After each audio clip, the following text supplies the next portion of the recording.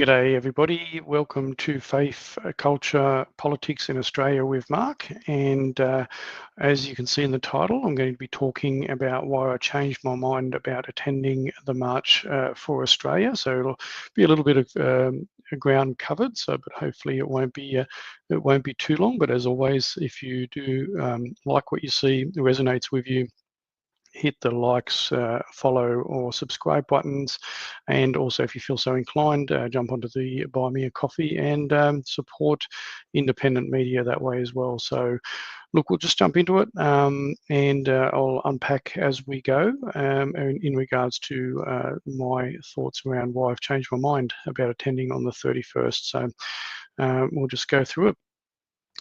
So look, over a week ago, I had comments on March for Australia. I talked about my concerns in regards to it. There was a lot happening, a lot of noise around media in regards to it. So I had some comments on that, and as part of those comments, I also wrote back to someone in regards saying that I won't attend, and I was not because I don't love this country, but I was trusting my gut, which has not let me down over the last 5 years, which I still believe in. But I guess with the fullness of time and lots of things coming out, I have changed that. And as I go through this presentation, you'll understand why. Hopefully, understand the reasoning. The other thing, obviously, is I still stand by doing things in our local community, at our local council level, through my places, through your local action groups, and all that sort of stuff. Because things don't stop after the 31st of August. So we need to continue doing what we can. So, but anyway. One of the other reasons I kind of was hesitant was I felt it was very reactionary. Obviously, people saw the images coming out of Sydney for the Free Palestine March and so forth. The Harbour Bridge being allowed to be used for that event.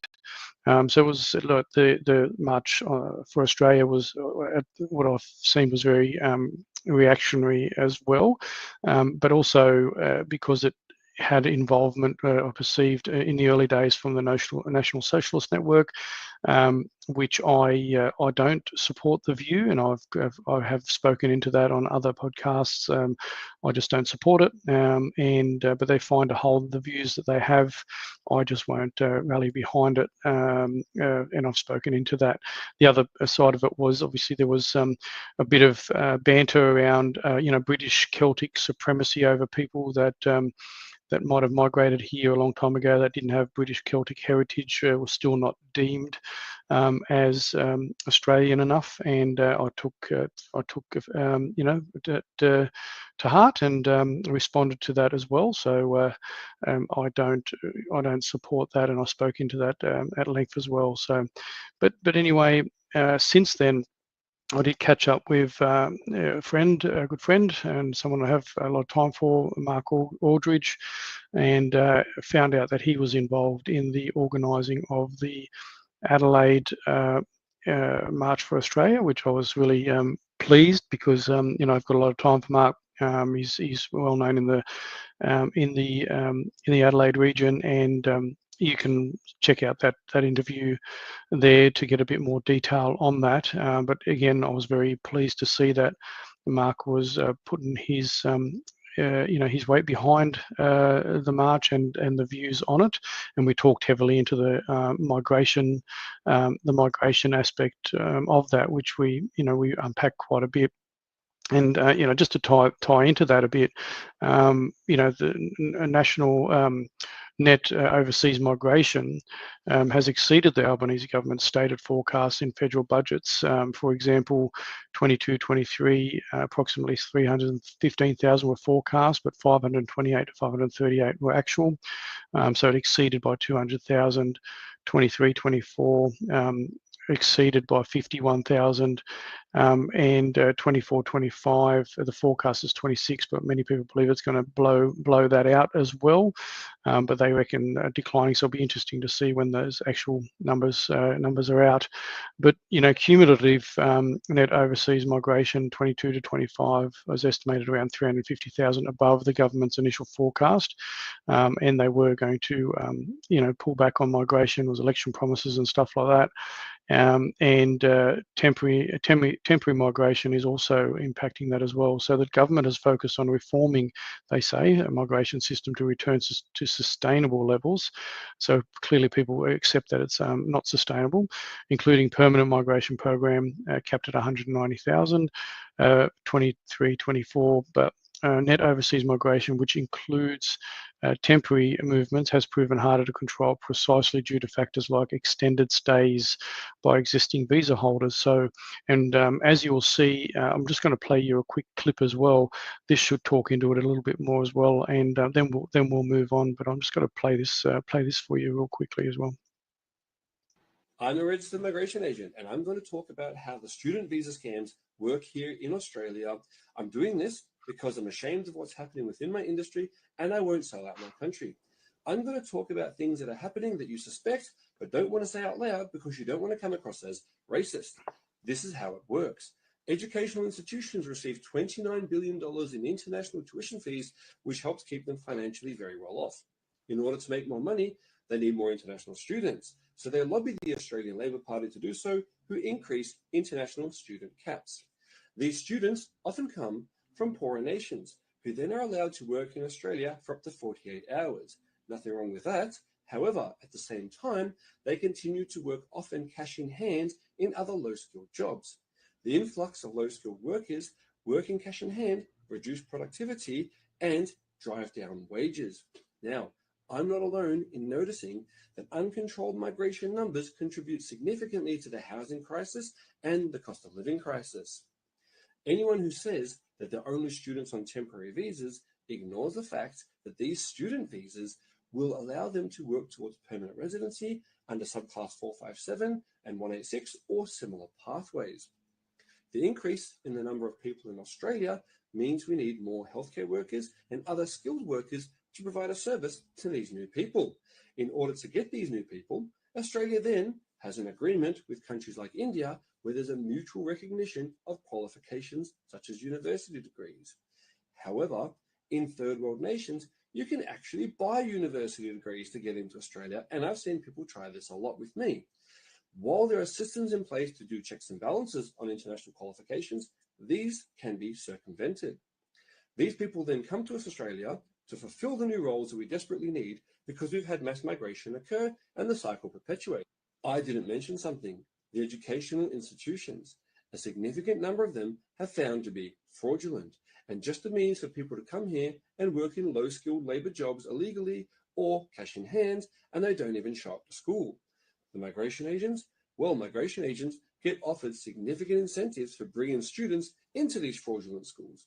I know this because as a migration agent, I've been offered up to 50% of the first year student fees when student fees can be up to $25,000 a year just to bring students into educational institutions when the students won't even be studying anyway. When they approach me, I tell them where to go. Similarly, health insurance companies have approached me and offered me 20-25% of the cost or the value of the healthcare product if I were to sell that healthcare product to international students. And two, I tell them where to go. So in other words, we have a system where dodgy private schools and sometimes established educational institutions are paying migration agents to bring in students to not attend the schools, work illegally in low-skilled jobs, and this increased number of people in Australia is justification to bring in skilled migrants to fill the roles we need to serve the number of low-skilled workers. Anyone saying this is racist or bigoted or white privilege, etc., well, you're just not seeing the point of why people are going to protest. The Labor government says they're going to address this, but the whole system really needs a major overhaul. Stay tuned for part 2. We're going to go into more detail about how the educational institutions actually work. So you can follow that along on, that's a TikTok for Visa to Australia. So you can check that out if people want to follow that along a bit further. But getting back into that, so that's, obviously it talked into the migrations thing and the visa things that I talked about there in that last slide. And so that's obviously a valid reason for people to get out on the 31st of March is to talk about the, not on the 31st of March, sorry, the 31st of August for the March. And that's definitely enough reason, obviously, for people to go and talk into that topic. But I believe there's a lot more, and that's why I've changed my mind for myself. So why am I attending the march on the 31st? Well, let's have a look. We'll start going through it then. And one of those is here in South Australia, and I've just talked about it. I've just done a Substack on it, talked into a video. It's a farmers briefing, which was put together by one of the coordinators for the My Places, and it's in regards to the Emergency Management Miscellaneous Amendment Bill 2024, South Australia. So, look, this is just another reason why I think South Australians, in particular for the Adelaide March, should consider going, because there's lots of reasons. And if you have a look, there was a letter put together by someone.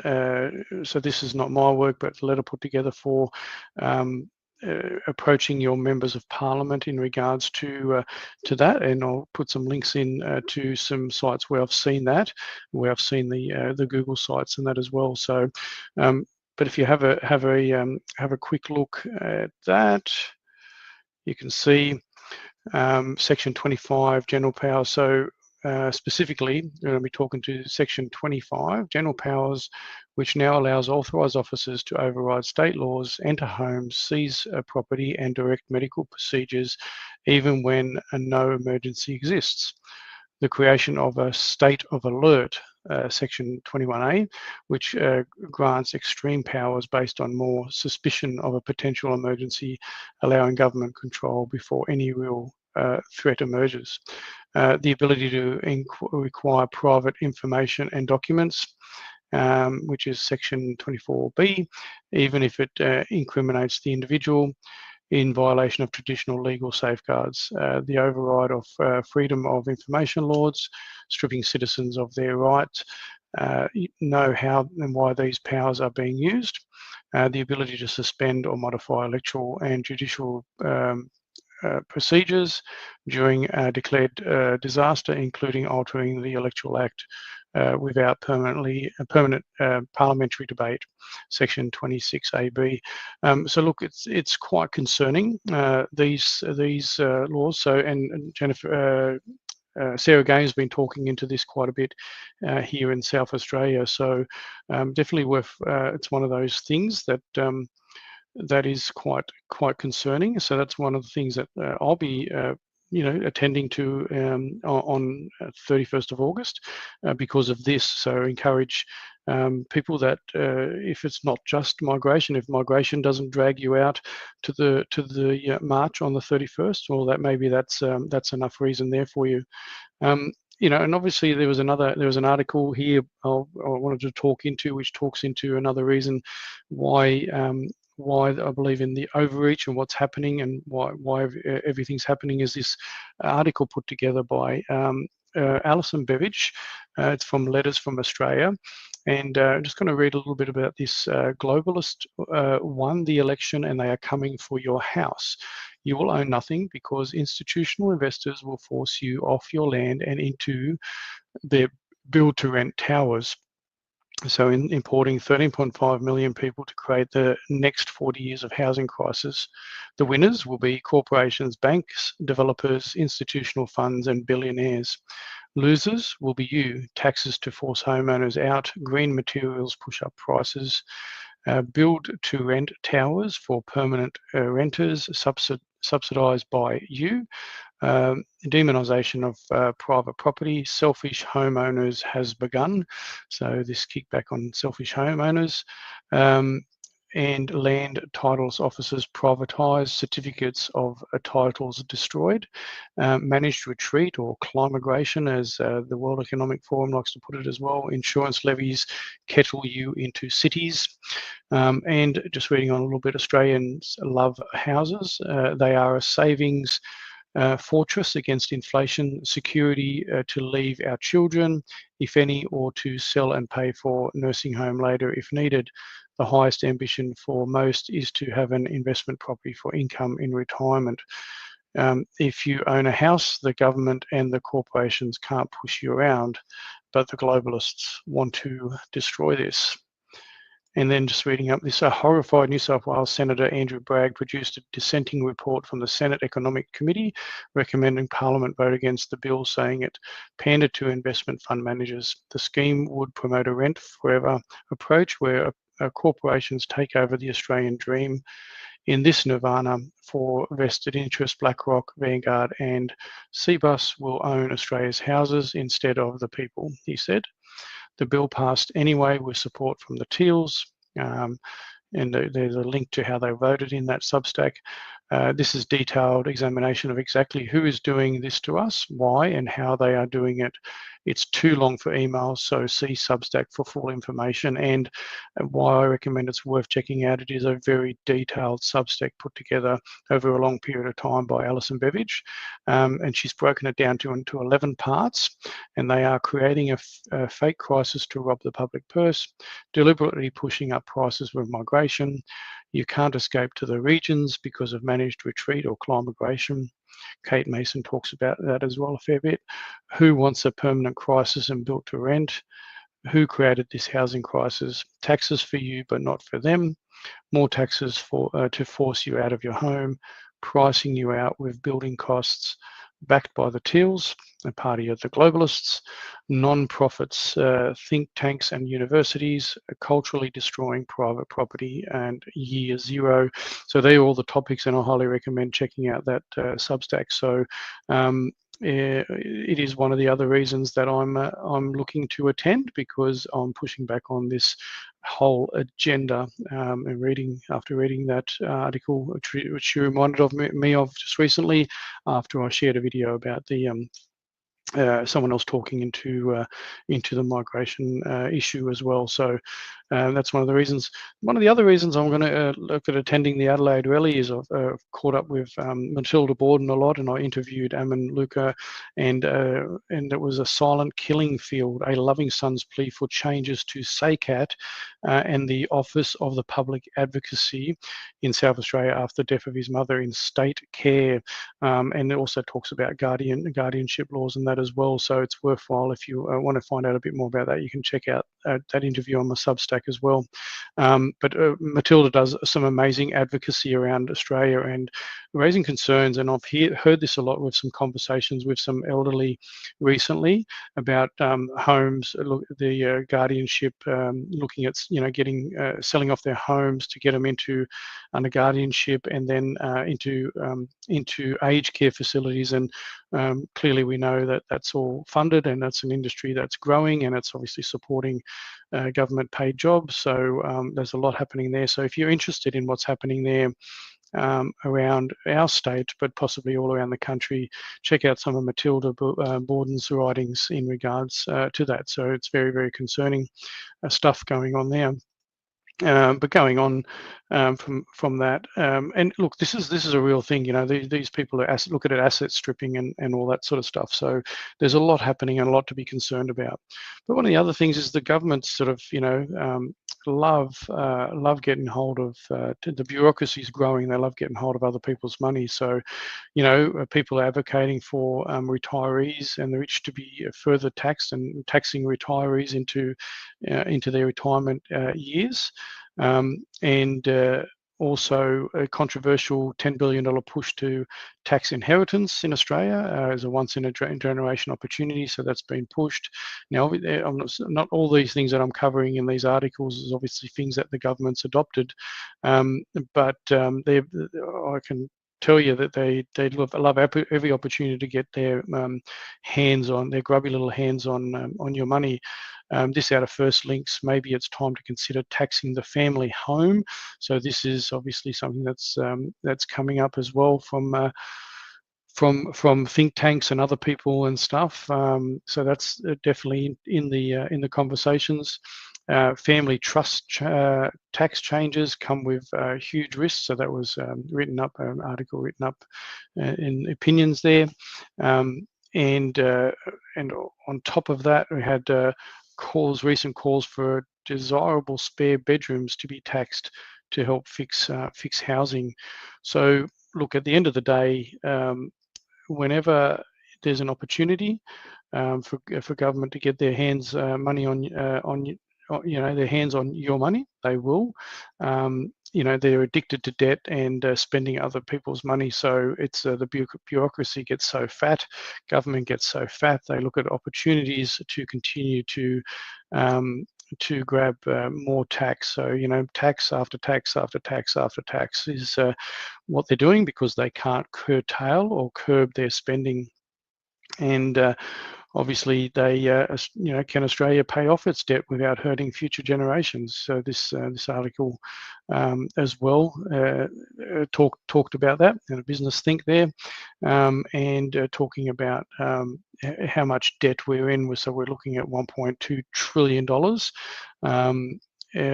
by the end of 25 financial year, and what else are they saying here? Yep, 35.5% of gross domestic product, according to the Australian government budget paper. So, that gets further out of control. It's all going to be lumped onto children and grandchildren. So, look, there's actually quite a lot to get out and march for Australia on the 31st of August there, isn't it? So, and look, here's some other things.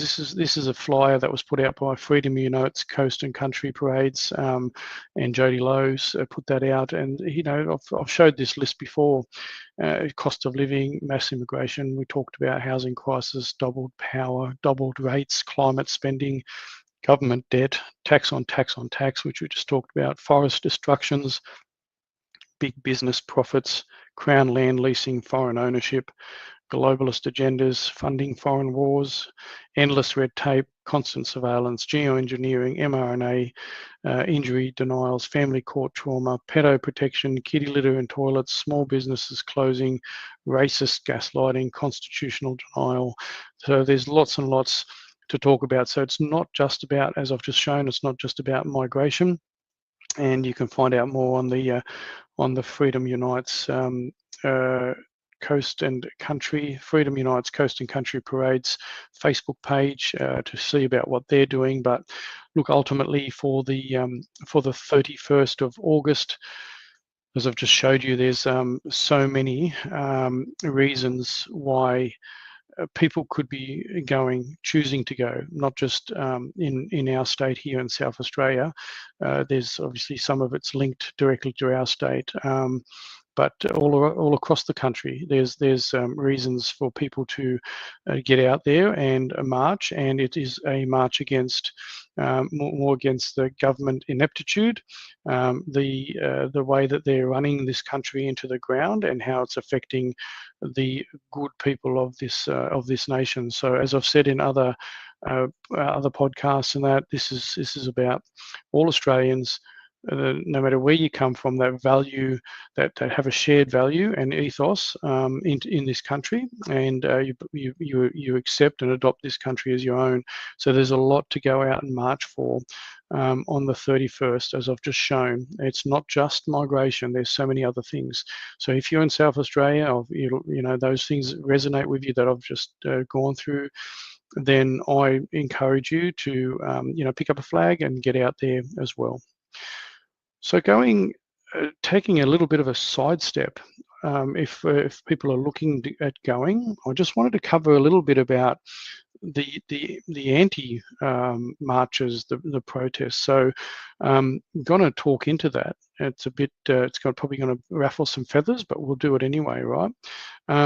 So this flyer came out. It's pro-Palestine, anti-racist. So this is a weekly Free Gaza. So this is what I want you to take in mind here, is they do this weekly, and They've got weekly Free Gaza protests, which is fine, and they've got one on the 31st of August, and they've ramped it up a bit because they see this, and a lot of things have changed now. There's been a lot of talks into that since professional groups have taken over the organising of this, and a lot more people are going for many reasons. But ultimately, this is a flyer organised by a few groups down there. There's about 7 groups, and a pro-Palestine, anti-fascist march for an Aboriginal and multicultural Australia. Now, I've talked about this before. I'm not big for the whole multicultural. We're multi-ethnic, multi-race, probably, whatever. But we have a culture. We have the Australian culture, and it's been built up. And I've talked into that. I don't need to repeat that again from there. But if you have a look, they're saying that on Sunday, the 31st of August, a March for Australia. So they've mentioned the March for Australia in this flyer. National Rally is calling for an Australia for the white man. Now, this has clearly been pushed back on vehemently, so that's not what this rally is all about. For the white man only, this is a serious attack on Indigenous, Black and Brown people, migrants, refugees and Palestinians. I agree. I agree with that. I don't believe that, and I've pushed back on that whole thing, and I've pushed back on that, and that's why I'm also mentioning this flyer as well. The racist rally will be at the same time on the weekly Free Gaza protest, claiming to take back the streets from the Free Palestine movement. And I don't believe it is what that is. It's not about claiming the streets back. This is a one-time event organised at the moment for the 31st, and you guys do a weekly one, and this is one thing that people are calling for, to get out there to show their unity. It says gather for an anti-fascist mobilisation at the State Library. So look, I'm not saying that this is what's happening in South Australia. I'm not sure what, this is sort of more Melbourne-based, Sydney-based, I believe, and I'm not sure whether South Australia, Adelaide, pro-Palestine, anti-fascist movement is getting out to the streets on the 31st here in Adelaide. Obviously, as Mark mentioned in the interview that I had with him, if police are fully involved. They're going to be on guard. They're obviously fully aware of this. But look, I wanted to take the opportunity just to have a look, because I wanted to have a little bit of a dig myself to see what all these groups are about. So look, I did do a little bit of a look into the Free Palestine Coalition, which is NAM. There's also the campaign against racism and fascism there, Unionists for Palestine, Communist Anarchist Federation, the SIT Intifada, and Community Defence Marshalling System.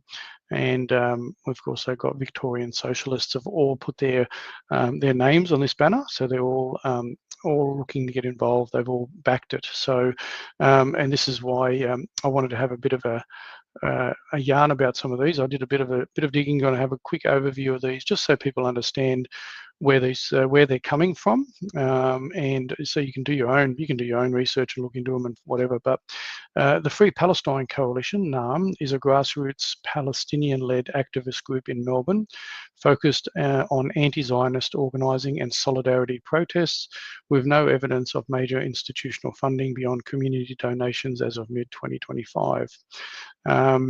Free Palestine Coalition's funding primarily comes from the crowdfunding platforms like Chuffed, supporting protest logistics. Recent campaigns in 2025 emphasised divesting from arms deals, but transparency remains limited.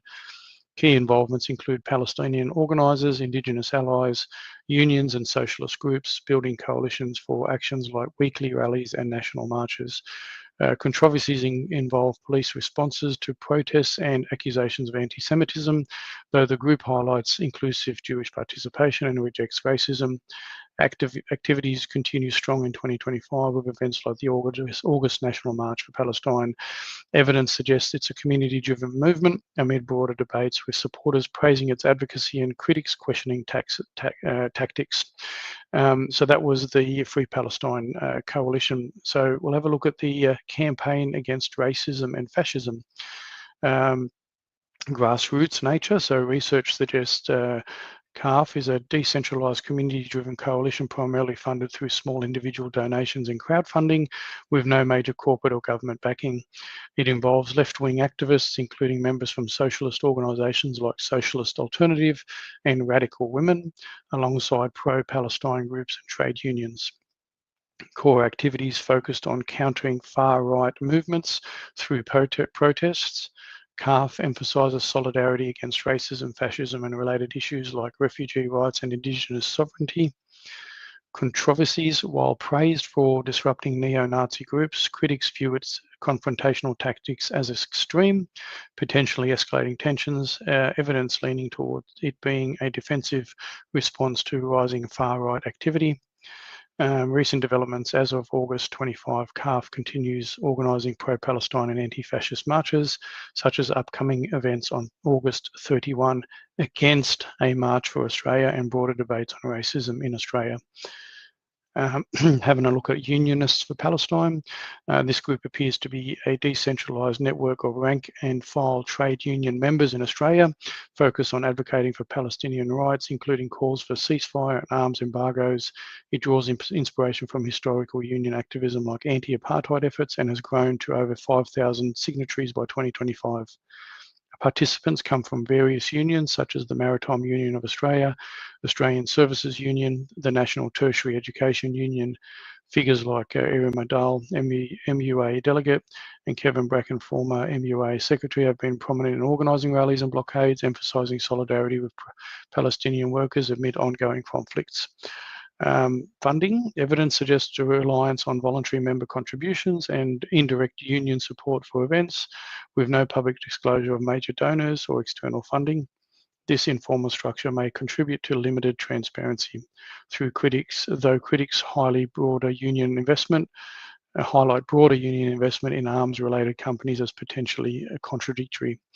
Activities and context. The group organises protests, workplace campaigns and educational events, often in collaboration with international bodies like the Palestinian General Federation of Trade Unions. Recent actions in 2025 include national days of protest and responses to Australia's planned recognition of Palestinian statehood at the UN. Controversies. While supporters see it as a justice-driven movement, some viewpoints describe it as influenced by left-wing factions, leading to internal union tensions. The topic remains sensitive, with debates over its impact on Australian labour politics and social cohesion. And looking at the Communist Anarchist Federation, which is another group on that flyer, the ACF isn't a single entity, but a federation of anarchist communist organisations worldwide. They blend anarchism's anti-hierarchy stance with communism's focus on abolishing capitalism via direct action, mutual aid and worker power. Unlike state-backed communism, they reject government entirely. Major groups include the Australian ACF, which was launched in January 2025, active in cities like Melbourne and Brisbane. Britain's Anarchist Federation, founded in 1986 as the ACF, operating across the UK and Ireland. Others like South Africa's Zabalaza, an anarchist communist front rooted in anti-apartheid struggles. These federations emphasise autonomy, drawing from historical texts like the 1926 Organisational Platform of Libertarian Communists. So they're keeping it grassroots, true to anarchist principles. ACF groups are self-funded to avoid outside influence. They rely on members' dues, voluntary donations, sales of literature and merch, and event fundraising. No ties to big donors like George Soros or corporate grants. Searches show they're independent, criticising such funding as tied to capitalism. This keeps them focused on class struggle without co-optation.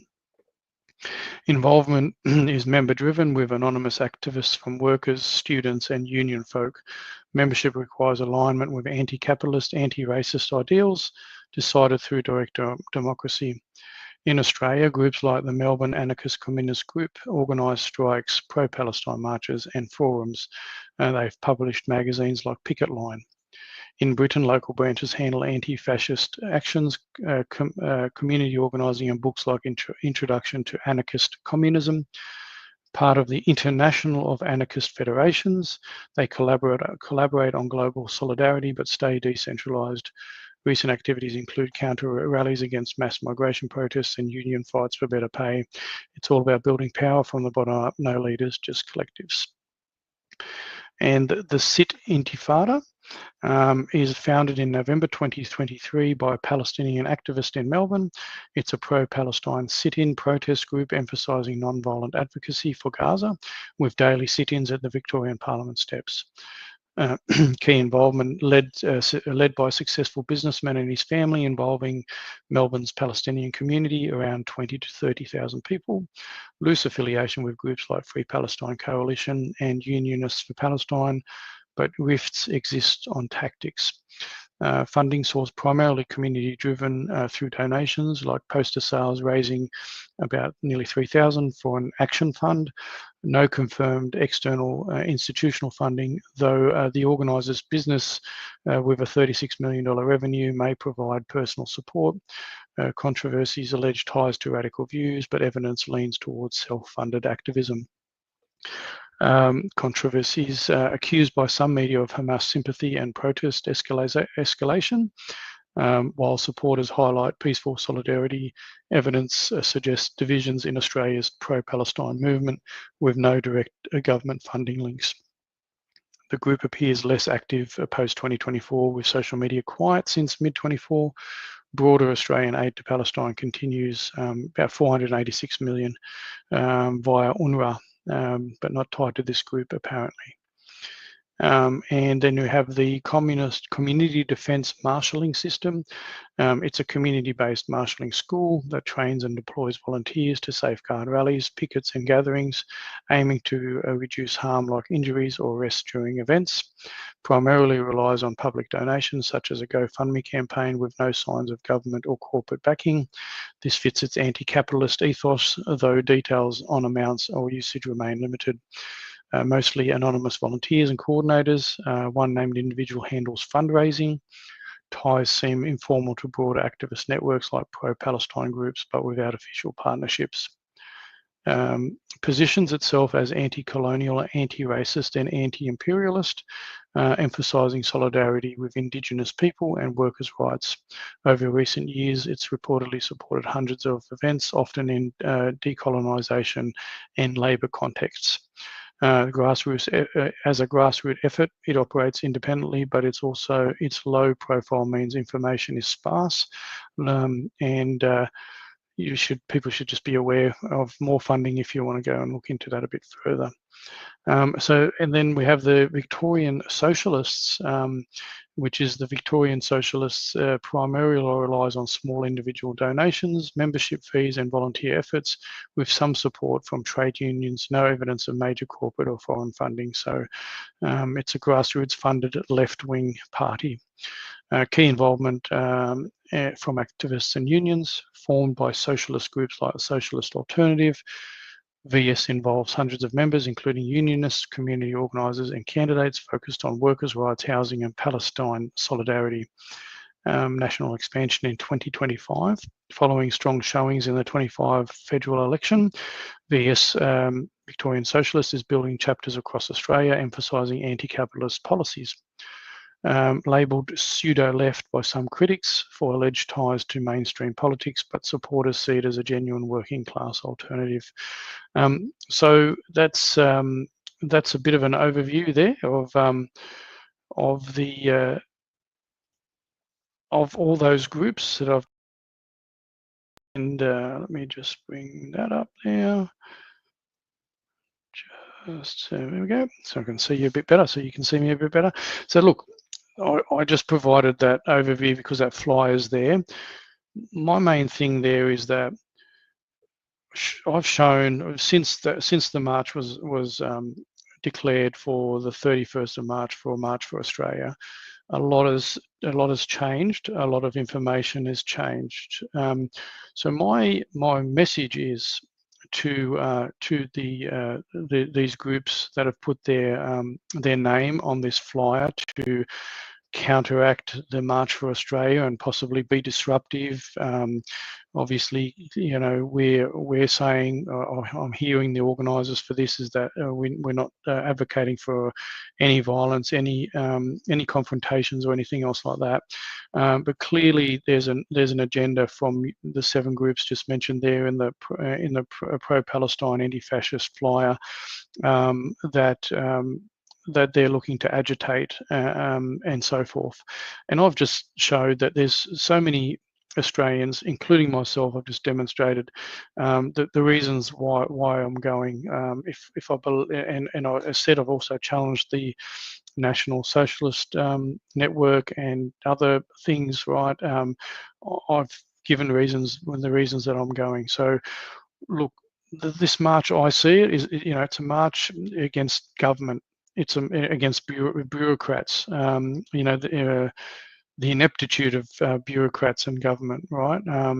And also, it's a march against you know, nefarious global actors that want to assert themselves onto our government, right? So there's a lot happening in the world, and that's one of the reasons that I'm choosing to go. It's not about just about the migration. It's not about being racist or anything else like that. And you're obviously taking, you know, you're continuing to believe that this march is pure. Might have started off from very confusing beginnings, and you've continuing to use that. So what I'm saying is that. A call to you, those 7 groups, is a call to you to reconsider disrupting the events of the March for Australia on the 31st. I really, you know, I really encourage you to reconsider that. You're going to have a lot of people that are going, and it's obviously going to be a lot of people that aren't racist, that aren't white. You're going to have people from all walks of life, I suspect, attending this. So I'm just saying, from me to you is reconsider your stance on being disruptive on the day. Look, Israel and Gaza is a very complex, messy, and extremely tragic. But let's look, for me, let's focus on healing our nation. Let's focus on Australia and calling out what's wrong with our country at the moment, and it isn't racism. And as much as what's happening there, and it's horrific in Israel, between Israel and Gaza. Let's try and find ways not to make Australia like the Middle East. Is kind of what I'm saying in the close. But also, just to close, I love Australia, and we should all be fighting for Australia. And as I said, I don't want Australia to turn into the Middle East. If you're going to go, I've seen debates and discussions online about flags. If you want to bring the blue or red ensign, who cares? As long as you show up with an Australian flag, you turn up, you show it, you wave it proudly, and even if you turn up with no flag or whatever, and you join the march just to be there. You know, and just show your solidarity with our push against government and bureaucratic ineptitude. And as far as I'm concerned, God bless Australia. And I'm sorry if that offends you, because you know, I am a Christian. But I'm going to read this to you again. And Australia still has a constitution. Chapter 12, an act to constitute the Commonwealth of Australia. 9th of July 1900, whereas the people of New South Wales, Victoria, South Australia, Queensland and Tasmania, humbly relying on the blessing of Almighty God, have agreed to unite in one indissoluble federal commonwealth under the Crown of the United Kingdom of Great Britain and Ireland, and under the Constitution hereby established. So that is ultimately where it sits. We have a constitution that is in our constitution. If people don't like it, you can make moves towards changing our constitution democratically by a popular vote of a majority of Australians. You can change, you can put petitions in to change that. But as it stands now, we have voted upon flags, we have a constitution. I'm attending the march on the 31st because I love this country, and it's not about racism. I just believe that our government, our bureaucrats and nefarious international actors are undermining this great nation. And in saying that, I also believe that there's certain elements on the far right, call them, whether it's the views of the ASN or others, whether it's the view of the 7 groups involved in the counter rallies, I believe are not helping the healing of our nation. And if you're fully aware of the stuff that's happening by the internationalists, you will start working together and start looking at ways to unite. If you do not, if you continue to do this undermining, then I will see you. I just look at you as an enemy of Australia and a threat to this nation, and will continue to call you out. But anyway, that's it for me. And at the end of the day, I'm going to finish off now with a song, another little tune from someone I've been sharing from Holy Groove, their YouTube channel there. I'm not affiliated. I'm not receiving any money. I just happen to like a bit of the Christian blues. So I'm going to finish off with a song there. It's from Revelation 5, the Lion and the Lamb. So I'm going to play that for you now in closing. So hope you enjoy. All right, all the best.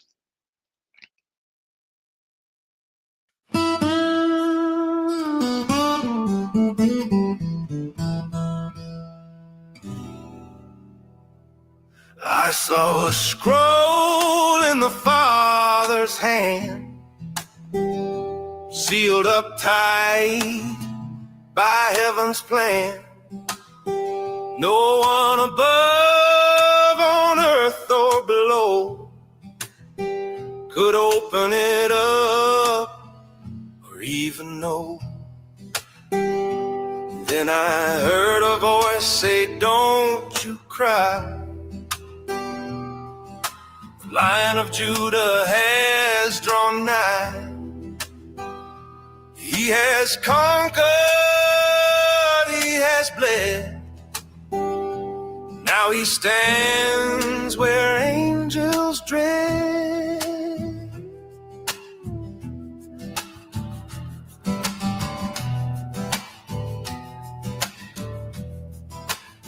Then I saw a lamb, scarred but alive, standing strong, glory revived.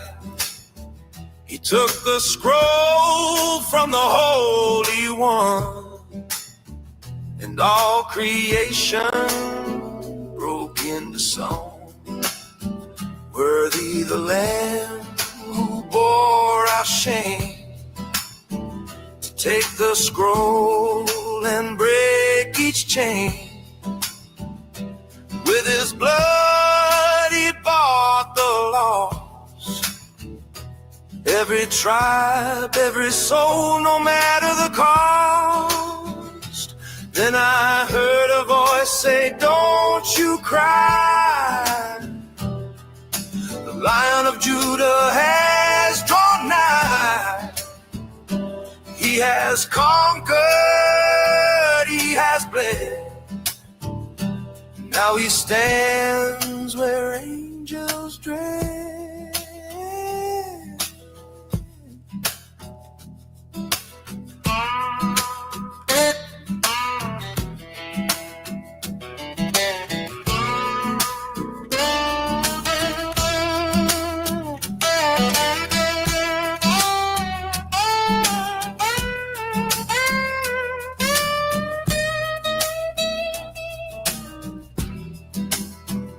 Him who sits upon the throne, and to the Lamb praise alone.